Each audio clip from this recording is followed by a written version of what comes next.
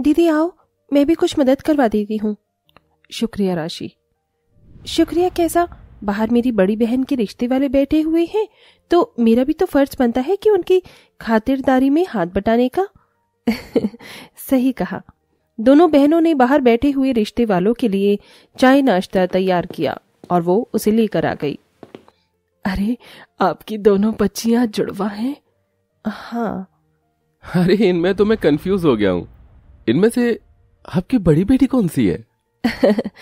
सभी ऐसा ही बोलते हैं। जीजू आप कंफ्यूज मत होइए, लीजिए चाय लीजिए। शुक्रिया साली जी। अरे साली साहिबा, आप लेफ्टी हैं? हाँ, ये लेफ्टी है। दोनों बहनों में बस यही फर्क है। वाह, क्या बात है। जीजू आप भी लेफ्टी ही हैं क्या? अरे नहीं नहीं, मैं तो सीधा ही हूँ।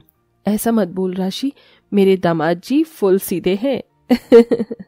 सभी रितेश की बात सुनकर हंसने लगे। रितेश को हंसते हुए राशि भी बड़े गौर से देख रही थी और वो उसी वक्त उसके ऊपर लट्टू हो गई। वाह, मेरे जीजा जी कितने हैंडसम हैं, इन्हें तो मेरा हस्बैंड होना चाहिए। चल राशि, दिमाग चला। दीदी जरा मेरे साथ आना। क्या हुआ? आपसे कुछ बात करनी थी। राशि रानी को अपने साथ ले गई। क्या हुआ? इतना जल्दी में मुझे क्यों बुलाया? दीदी आपको जीजू कैसे लगे? मुझे बहुत अच्छे हैं। दीदी आप नहीं जानती, मैंने अभी अभी चाय देते हुए जीजू की कलाई पर किसी लड़की के नाम का टैटू देखा था। टैटू? अच्छा हाँ, जब तो रसोई में थी तब वो उसे दिखा रहे थे। वो उनकी माँ का नाम लिखा हुआ है। माँ का? हाँ, तू ज्यादा मत सोच, ये बहुत अच्छे इंसान है। अच्छा, और हाँ एक और बात दीदी, क्या जीजू आपको लुक वाइज अच्छे लग रहे हैं? कैसे बेहूदे सवाल कर रही है। मेरी मानो तो दीदी ये रिश्ता ठुकरा दो, मुझे तो कुछ सही नहीं लग रहा है। नहीं, मैं इन्हें पसंद करती हूँ, मैं ये रिश्ता नहीं ठुकराऊंगी। और तू भी बाहर आ जा, न जाने आज तुझे क्या हो गया है। राशि ने लाख कोशिश की लेकिन रानी नहीं मानी। उधर रितेश को भी रानी पसंद आ गई थी और उन दोनों का रिश्ता पक्का हो गया। कुछ दिनों बाद ही शादी तय हो गई और देखते ही देखते शादी का वक्त भी करीब आ गया। दीदी आज आपकी शादी का दिन है, अभी भी वक्त है, सोच लीजिए।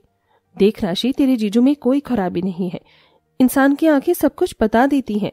मुझे वो एक बहुत ही साफ दिल इंसान लगते हैं और मैं तो उनके ही नाम का सिंदूर अपनी मांग में भरूंगी। राशि ने बहुत कोशिश की एंड वक्त तक कि शादी टूट जाए, लेकिन कोई फायदा नहीं हुआ। रानी की सभी रस्मों के साथ शादी हो गई और विदाई के वक्त, माँ क्यों ना मैं भी दीदी के साथ ही उनकी ससुराल चली जाऊं? तू? लेकिन क्यों? इसीलिए माँ, क्योंकि दीदी की कोई ननंद वगैरह तो है नहीं, तो दीदी को शादी की पहली रात के लिए सजाना और भी बहुत काम होते हैं, मैं इनकी मदद कर दूंगी। ठीक है, लेकिन तू इस हुलिये में जाएगी? मैंने पहले से ही तैयारी की हुई है, मेरा बैग रेडी है, मैं अभी लेकर आती हूँ। अब जब तूने सारी तैयारी कर ही ली तो मैं क्या कहूँ? हाँ माँ, आप राशि को भेज दीजिए, इसके वहां होने से मेरा भी मन लगता रहेगा। रानी अपनी बहन को अपना समझकर अपनी ससुराल ले आई। बहू, अभी तू अपने कमरे में मत जाना, उसे अभी रितेश के दोस्त सजा रहे हैं, तो इस कमरे में अपनी बहन के साथ बैठ जा। जी माँ जी। दीदी आज मेरा मतलब मेरी दीदी की सुहागरात है, आइए मैं आपको अच्छे से तैयार कर देती हूँ। तू कर पाएगी? बिल्कुल, लेकिन उससे पहले आप पानी पी लीजिए। अरे तुझे कैसे पता कि मुझे प्यास लगी थी? रानी ने राशि से बोतल लेकर पानी पी लिया। पानी पीते ही रानी का सर चकराने लगा और वो बेहोश हो गई। बहुत बढ़िया, अब दीदी आप इस कमरे में सुहागरात मनाइए, मैं चली जीजू के साथ अपनी शादी की पहली रात मनाने।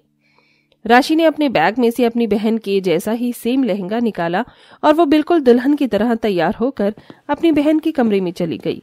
कुछ देर बाद ही रितेश भी कमरे में आ गया, जो अपनी बीवी को देखकर बहुत खुश हुआ।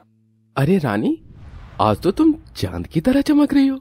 अच्छा, इतनी अच्छी लग रही हूँ मैं? रितेश राशि को रानी समझ रहा था और इसी गलतफहमी में उसने राशि के साथ ही अपनी सुहागरात मना ली। अगली सुबह जब रितेश की आंख खुली, कहाँ हो मेरी रानी? अरे रानी जी। एक मिनट, तुम ये कपड़े अपने लेफ्ट हैंड से क्यों तय कर रही हो? साली जी, क्या ये आप हैं? हाँ। रानी कहाँ है? इतनी सुबह सुबह आप ऐसे बंद कमरे में मेरे साथ क्या कर रही हैं? किया तो काफी कुछ है, आप सब कुछ भूल गए क्या? क्या? अब क्यों चौंक रहे हैं? अब तो सब कुछ हो गया। साली जी, आपने मुझे धोखा दिया। मेरी पत्नी कहाँ है? मैं अभी रानी को सब कुछ बता कर आता हूँ। कोशिश भी मत करना रितेश जी, दीदी आपकी कोई बात नहीं सुनेंगी। और तो और मेरे पास वीडियो है जिसमें आप मेरे ऊपर झपट रहे हैं। अगर आपने कुछ भी करने की कोशिश की या दीदी को कुछ बताया तो मैं ये वीडियो दीदी को दिखा दूंगी। राशि ने रितेश को ब्लैकमेल कर दिया। अब रितेश के पास कोई और चारा नहीं था, वो बेचारा मजबूरी में चुप रह गया। वहीं दूसरी तरफ रानी, अरे मैं यहाँ कैसे आई? और रितेश जी,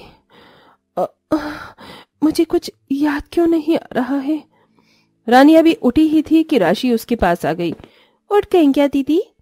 हाँ राशि, लेकिन मैं यहाँ। वो सब छोड़िए दीदी, आज आपकी पहली रसोई है। आपकी सासू माँ आपको नीचे बुला रही हैं। ओह अच्छा, मैं तो बिल्कुल ही भूल गई थी। रानी ने अपनी पहली रसोई की रस्म की। सारे काम दिन में ठीक से ही हुए, लेकिन रात में राशि ने फिर से रानी को नशे की दवा मिलाकर दे दी, जिसकी वजह से वो फिर से बेहोश हो गई और राशि ने ही अपने जीजा के साथ रात बिताई।